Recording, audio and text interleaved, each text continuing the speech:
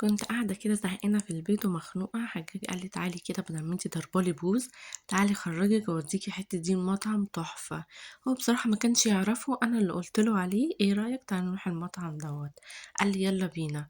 بصراحة المطعم كان جميل جدا وتحفة والاجواء فيه كانت فظيعة جدا. بس للأسف يعني الفرحة ما تمتش، البنات كانوا خايفين جدا. بصوا المنظر ده. تعالوا بقى نوريكم المنظر ده، بصوا جوه عامل ازاي. بجد كانت البنات خايفين منه جدا بطريقة فظيعة. هو شكله تحفة بس فعلا شكله يخوف جدا. يعني غوريلا غوريلا. وبعدين حجمه فظيع جدا، فعلا حجمه يخض. هنا انا كنت بقول له استنى اتصور معاك، مش عارفة انت شايفني ولا لا، بيقول لي اه. رحت مصورة معاه بقى، بص انا قد ايه جنبه. هنا بقى هو كان بيرقص.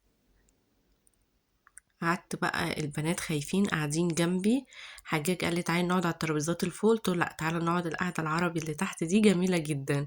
وكانت في فقره برضو الفقره ديت كانت جميله جدا.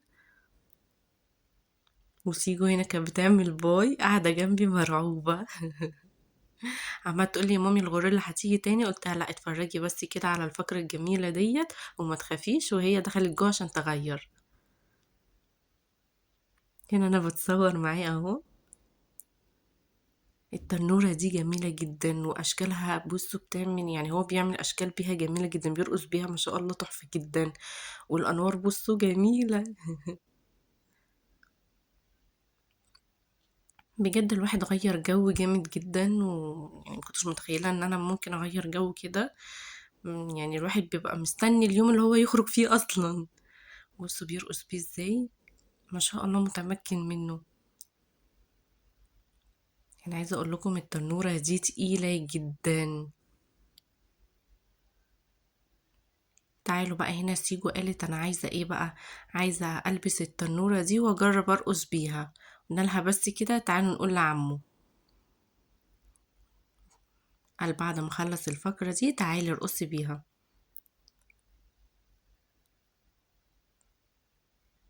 هنا كده كانت في بنوتة بتتصور معاه. هو ما شاء الله يعني بجد شخصية محترمة جدا.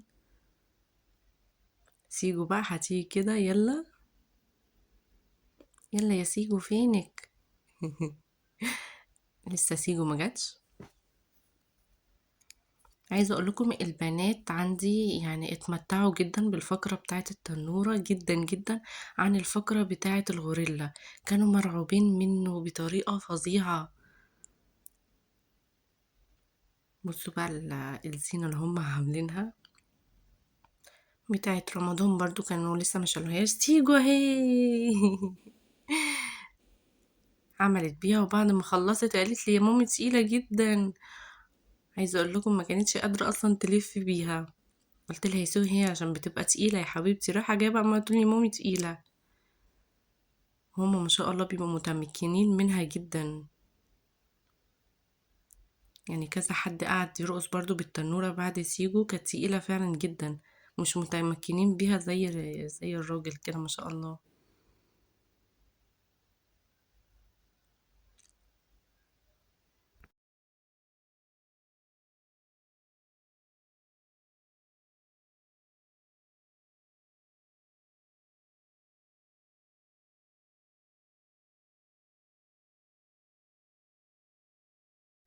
كان نفسي بجد اسمعكم الاغاني اللي شغالة بس للاسف يعني مش هينفع.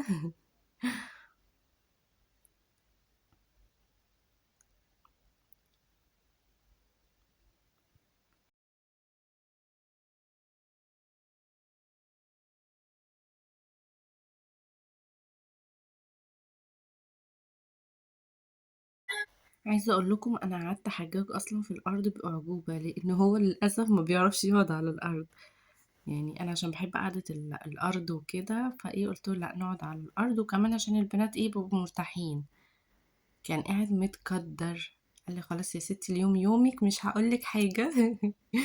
بص بقى بيرقص بيها ازاي ما شاء الله. بجد الوانها جميلة جميلة جميلة جدا. التنورة دي حاجة فظيعة.